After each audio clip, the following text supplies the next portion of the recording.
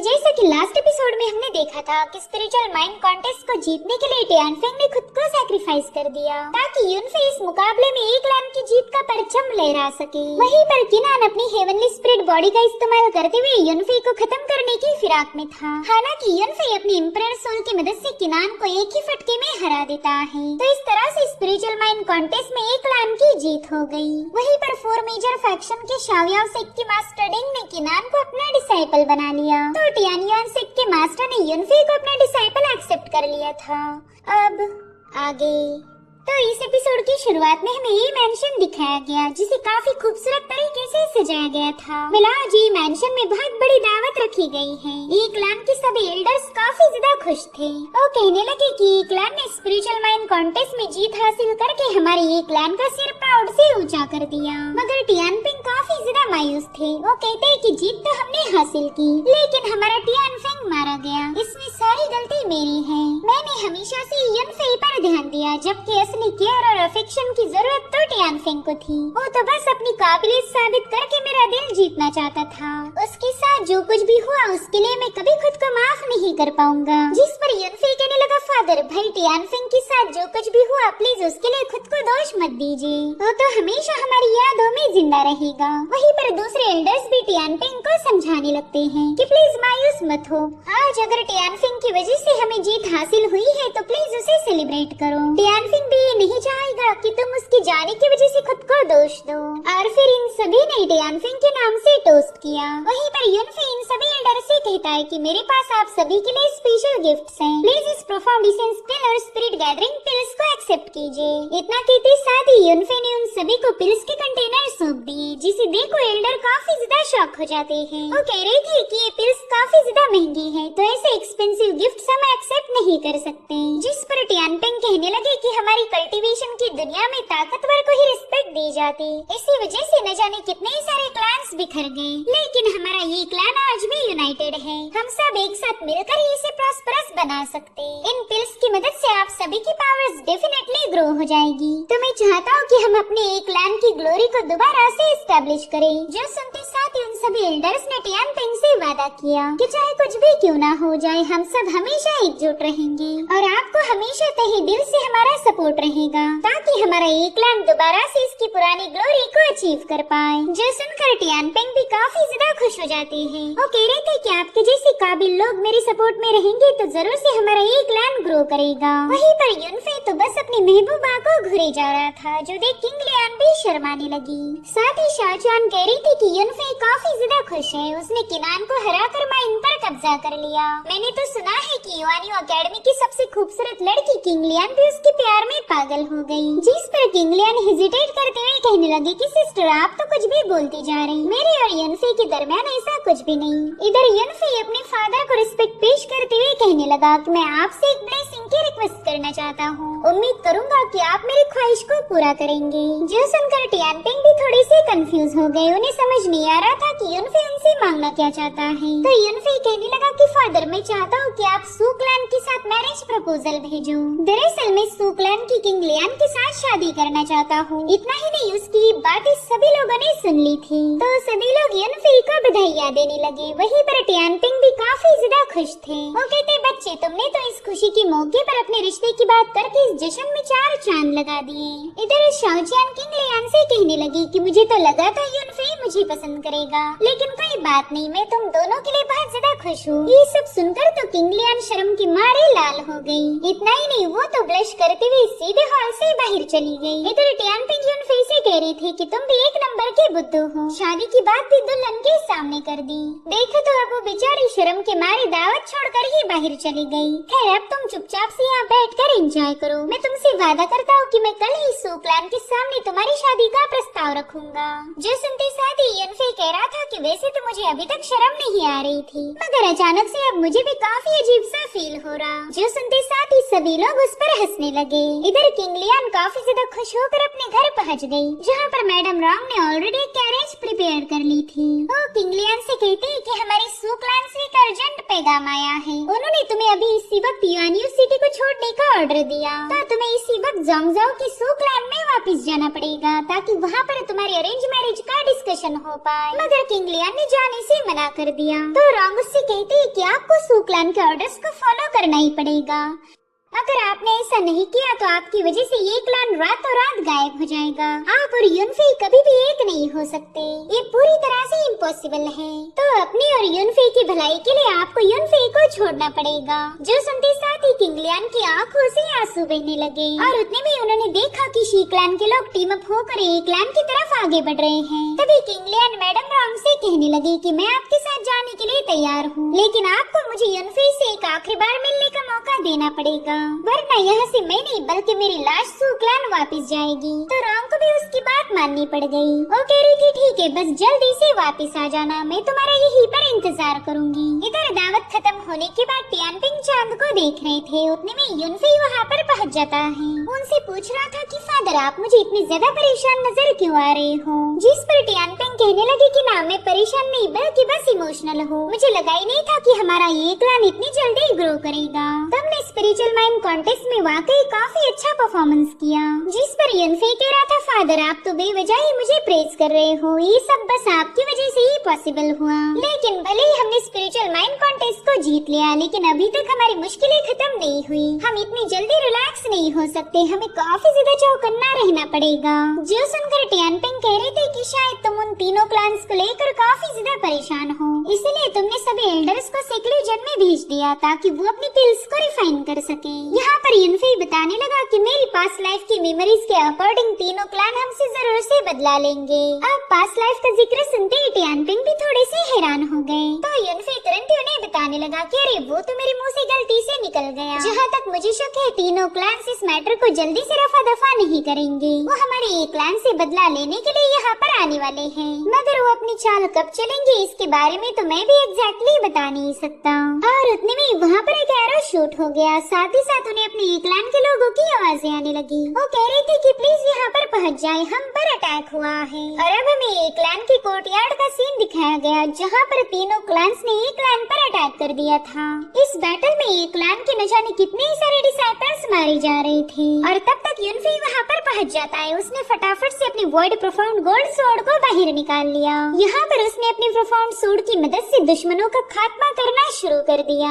Well in नमूनों को खत्म करने के लिए युनफे को ज्यादा वक्त भी नहीं लगा था, तब तक टियानपिंग भी वहाँ पर आ जाते हैं। वो तो तीनों क्लैंस के एल्डर को अपने कोर्टयार्ड में देखकर काफी ज्यादा हैरान हो गए। वो तुरंत ही किन जियांग से पूछते कि बताओ तुमने यहाँ आने की जरूरत कैसे दिखाई, आखिर इस हमले का मतलब क्या था? जिस पर किन जियांग कहता है कि ज्यादा कोई स्पेशल मतलब नहीं, बस बात तो इतनी है कि तुम्हारा ये क्लैन युआनयू सिटी को डोमिनेट करे, ये बात मुझे पसंद नहीं आ रही। तो इसी वजह से हम तीनों क्लैंस ने आपस में एक अलायंस बना ली ताकि हम तीनों क्लैंस मिलकर तुम्हारे ये क्लैन का सफाया कर देंगे। यहाँ पर युनफे कह रहा था कि मेरे पास मेमोरीज के अकॉर्डिंग ये अटैक 7 दिनों के बाद होने वाला था, लेकिन मुझे ऐसा लग रहा है कि स्पिरिचुअल माइंड कॉन्टेस्ट में मैंने जो जीत हासिल की उसी की वजह से भविष्य बदल गया। आज ही वो दिन है जब हमारा ये क्लैन पूरी तरह से डिस्ट्रॉय हो गया था। और उतने में टियानपिंग जियांग से कहते हैं कि तुमने तो यहाँ पर काफी बड़ी फोर्स जमा कर ली, मेरे ख्याल से ये प्लान तुम काफी दिनों से बना रहे थे। जिस पर जियांग कह रहा था कि हाँ तुमने एकदम सही पहचाना, हम कई दिनों से इस प्लान पर काम कर रहे थे ताकि एक दिन तुम्हारा युआनयू सिटी से नामो निशान मिट जाए। और इतना कहते साथ ही जियांग ने अपने लोगों को हुक्म दिया कि जल्दी से इस क्लैन का सफाया कर दो, जिसके चलते वहाँ पर एक बार फिर से बैटल शुरू हो चुकी थी। मगर एक क्लैन ने बड़ी आसानी के साथ जियांग ने भेजे हुए वॉरियर्स का खात्मा कर दिया।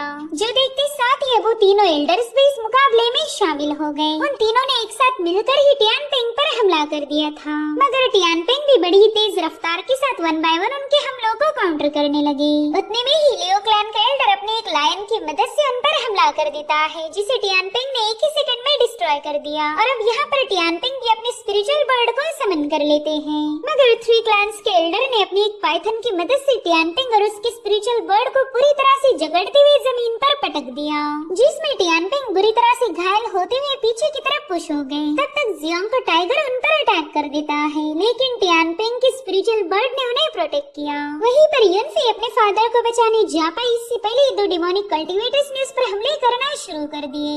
वही दो बंदे हैं जिन्हें पिछली बार युनफे ने जिंदा छोड़ दिया था, मगर इस बार युनफे इन पर रहम नहीं दिखाएगा। उसने अपनी डिवाइन पावर्स को रिलीज करते हुए इन दोनों को काफी पीछे पटक दिया। युनफे जानता था कि उनके क्लैंस के एल्डर के बिना तो इस जंग में जीतना इम्पॉसिबल है, और उन सभी एल्डर्स को तो युनफे ने ही पिल्स को रिफाइन करने भेज दिया था।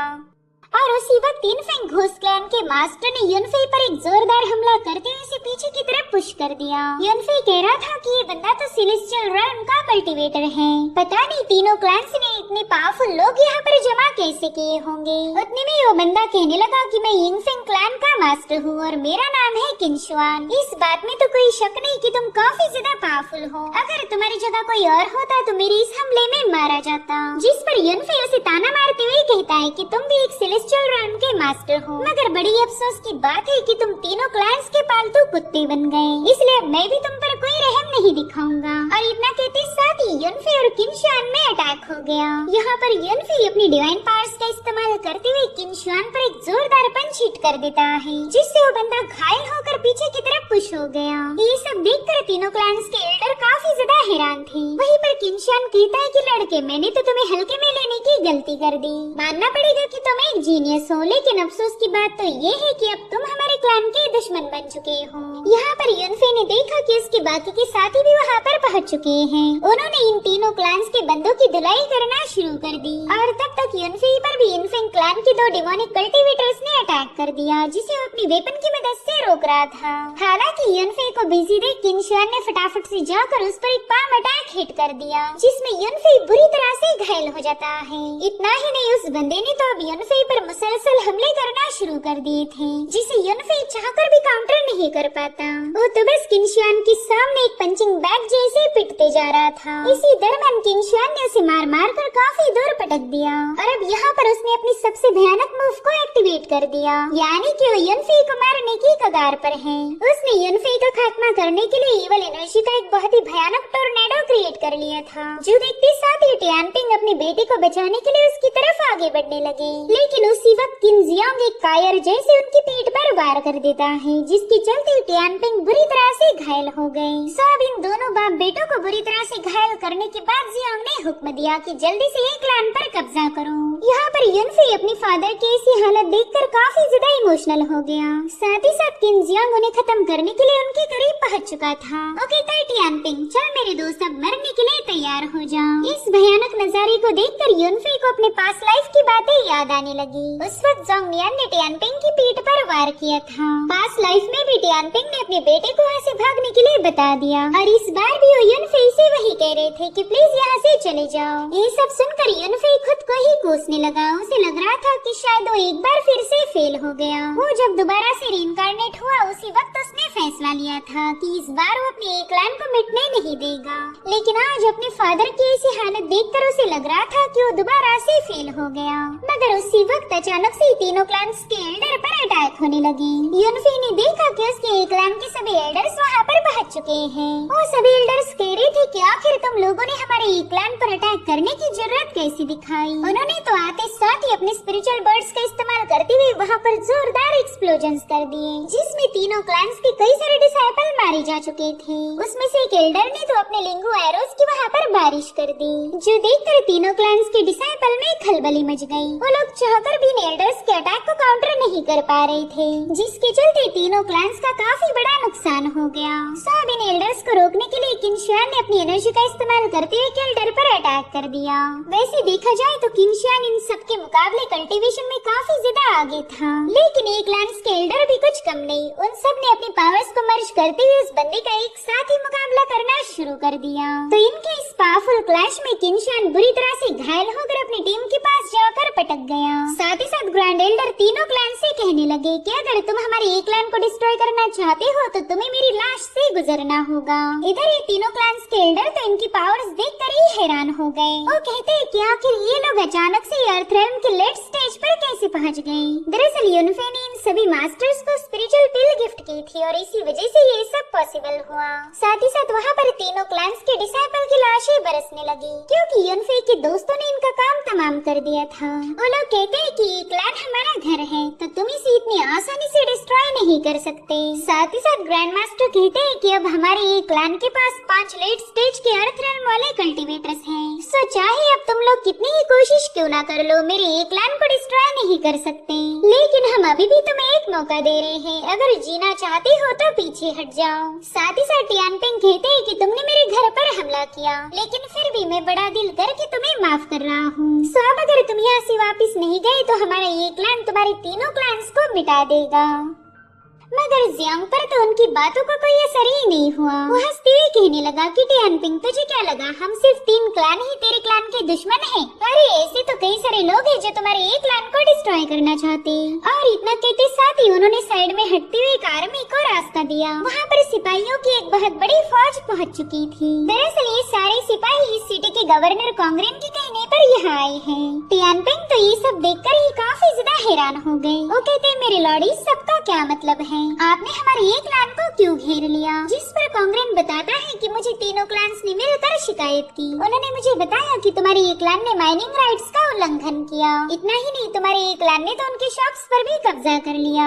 साथ ही तुम्हारे बेटे युनफे ने यंग मास्टर किनान को सीक्रेटली घायल कर दिया। तो इस युआनियो सिटी का गवर्नर होने के नाते मैं यहाँ पर जस्टिस को अपहोल्ड करने आया हूँ। आज तुम्हारे एक क्लैन के सभी मेंबर्स को गिरफ्तार किया जाएगा और जो भी हमारे खिलाफ गया उसे ऑन द स्पॉट एग्जीक्यूट करने का हुक्म है। यहाँ पर टियानपिंग इतने ज्यादा कमजोर हो गए कि वो उन पर लगाए हुए इल्जामों को खारिज भी नहीं कर सकते थे। और तभी युनफे कांग्रेन से कहने लगा कि तुम्हें तो शर्म आनी चाहिए। तुम एक ऑफिशियल होने के बावजूद भी तीनों क्लैन के पालतू कुत्ते बन गए। पता नहीं इन कमीने लोगों ने तुम्हें कौन सी लालच दिखाई जो तुम इन मासूम लोगों को यहाँ पर मारने आए हो। लेकिन ये मत भूलो कि हम तुम्हारी इस हरकत की किन एम्पायर के सामने शिकायत कर सकते। और उतने में ही किन एम्पायर का थर्ड प्रिंस शाओहाई वहाँ पर पहुँच गया जो कि ऑलरेडी युनफे का दुश्मन था। वो कहता है कि मेरे होते हुए किन एम्पायर कांग्रेन को कोई नुकसान नहीं पहुँचाएगा। और रही बात तुम्हारी एक क्लैन की तो तुमने हमारे किन एम्पायर को धोखा दिया, अपने ही काउंटी के दूसरे क्लैंस पर जुल्म किए और इसी वजह से मैंने ही गवर्नर कांग्रेन को हुक्म दिया था कि पूरे के पूरे एक क्लैन को अरेस्ट कर लो।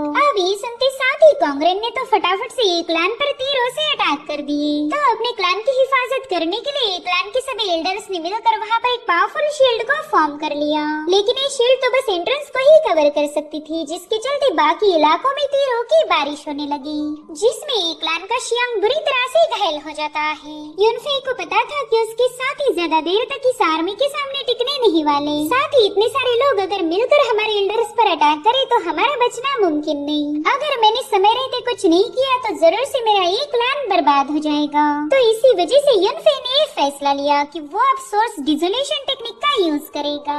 मगर ये टेक्निक इतनी ज्यादा पावरफुल थी कि युनफे की सोल उसे हैंडल नहीं कर पाएगी। फिलहाल युनफे की सोल बिल्कुल भी स्टेबल नहीं थी। हालांकि उसे पता था कि अगर उसने इस टेक्निक का इस्तेमाल नहीं किया तो ये क्लैन को भारी कीमत चुकानी पड़ेगी। तो वो अपने फादर और एल्डर से कहने लगा कि प्लीज कुछ देर के लिए इन लोगों को होल्ड करो, मुझे बस थोड़ा सा वक्त चाहिए ताकि मैं अपनी इस टेक्निक को मास्टर कर पाऊँ। तो यहाँ पर ये सभी एल्डर्स अपनी जी जान लगाते हुए सारी को बरकरार रखने लगे। वहीं पर युनफे कल्टीवेशन में बैठ चुका था। यहाँ पर युनफे ने सोल डिसोल्यूशन टेक्निक को एक्टिवेट करना शुरू कर दिया, जिसके चलते युनफे की बॉडी के आसपास एक स्ट्रॉन्ग शील्ड फॉर्म हो चुकी थी। साथ ही साथ उसकी डिवाइन पावर रिलीज होते हुए इन सभी एल्डर्स को डोमिनेट करने लगी। किन जियांग तो पैनिक होते हुए कहने लगा कि युनफे किसी सीक्रेट टेक्निक का इस्तेमाल करते हुए अपनी पावर्स को फोर्सफुली इंक्रीज कर रहा है। अगर इसे समय रहते रोका नहीं गया तो ये हम सबके लिए मुसीबतें खड़ी कर देगा। तो अब वो दोनों एल्डर्स मिलकर युनफे पर अटैक करने के लिए रवाना हो गए। मगर ये क्लैन के लोग युनफे की हिफाजत कर रहे थे, इसलिए उसे घायल करना इतना आसान नहीं होने वाला। और उतने में शाओ युनफे की शील्ड पर पीछे से अटैक कर देती है, लेकिन तभी किसी ने उसके अटैक को डॉज कर दिया। जो देख शाओ काफी ज्यादा भड़क जाती है। वो कह रही थी कि किसमें इतनी हिम्मत है जो मेरे प्लान को बर्बाद कर दे। और उसी वक्त शाओ के साथियों पर भी अटैक होकर वो लोग मारे गए। दरअसल ये अटैक किया था किंग लियान ने। शाओ तो उसे देखकर ये काफी ज्यादा भड़क गई और उतने में ही किंग लियान अपनी एनर्जी का इस्तेमाल करते हुए शाओ पर हमला करके उसे चट्टान पर पटक देती है। शाओ से कह रही थी कि किंग लियान आज तीनों क्लैंस मिलकर एक क्लैन को बर्बाद कर देंगे, कोई हमें रोक नहीं सकता। उस कमीने यूनफे की वजह से मेरी एक आंख डैमेज हो गई, तो इसका बदला तो मैं जरूर लूंगी। जिस पर किंग लियान कहती है कि जब तक मैं जिंदा हूँ तब तक तुम यूनफे को कोई नुकसान नहीं पहुँचा सकती। जो सुनते साथ ही शाओ पागलों जैसी हंसने लगी। वो कह रही थी किंग लियान अगर यूनफे को मारने के लिए मुझे तुझे भी खत्म करना पड़ा तो मैं जरा भी हेजिटेट नहीं करूंगी। अरे हाँ, अभी मुझे याद आया, वो लूजर यूनफे तो तुमसे प्यार करता है। अगर मैंने तुम्हें खत्म किया तो उसे काफी ज्यादा तकलीफ होगी। तो चलो फटाफट से मेरे हाथों मरने के लिए तैयार हो जाओ। और इतना कहते साथ ही शाओ उस पर हमला करने के लिए रवाना हो गई। इधर किंग जियोंग तो चाहकर भी एल्डर्स की आरी को ब्रेक नहीं कर पा रहा था। वो कहता है कि मुझे तो बिल्कुल भी उम्मीद नहीं थी कि ये क्लैन हम सबको इतनी तगड़ी टक्कर देगा। जिसके बाद वो प्रिंस शाओ हाई को कहने लगा कि हमने अपनी तरफ से पूरी कोशिश की लेकिन इस आरी को ब्रेक नहीं कर पा रहे, सो अब आप ही अपने को जल्दी दिखा दो। जिस पर शाओ हाई अपने लड़के वाले अंदाज में कहने लगा कि ये सभी एल्डर्स उस यूनफे पर डिपेंड है। अगर यूनफे मारा गया तो ये सब के सब अपने आप बिखर जाएंगे। और इतना कहते साथ ही उसने अपने मार्शल अटेंडेंट लिन को हुक्म दिया कि जल्दी से जाकर उस यूनफे को खत्म कर दो। तो उसके एक ही इशारे पर लिन जोर जोर से हंसते हुए एल्डर के पास पहुंच गया। यहाँ पर टियानपिंग और ग्रैंड मास्टर भी उस बंदे को रोक नहीं पाए थे और तब तक मास्टर लिन ने सीधे जाकर यूनफे की शील्ड पर एक जोरदार पाम अटैक कर दिया। लिन कह रहा था बच्चे मैं भी अब सेलेस्टियल रेल्म पर पहुंच चुका हूँ, तो मैं अपनी पावर्स का सबसे पहले तुझ पर ही एक्सपेरिमेंट करूंगा। उस दिन तूने अपनी सुप्रीम टेक्निक का इस्तेमाल करके मुझे काफी ज्यादा जलील किया था, तो आज मैं तुझे खत्म करके तेरी सभी टेक्निक्स पर कब्जा कर लूंगा। और इतना कहते साथ ही उसने यूनफे के बैरियर को ब्रेक कर दिया, जिसके चलते यूनफे को मजबूर होकर कल्टीवेशन से बाहर आना पड़ गया। वो कह रहा था कि भले मेरी सोल पावर काफी ज्यादा कमजोर है लेकिन अभी तक मैंने हार नहीं मानी। और इसी के साथ एपिसोड यहीं पर एंड हो जाता है। Thank you so much for watching, bye bye, take care.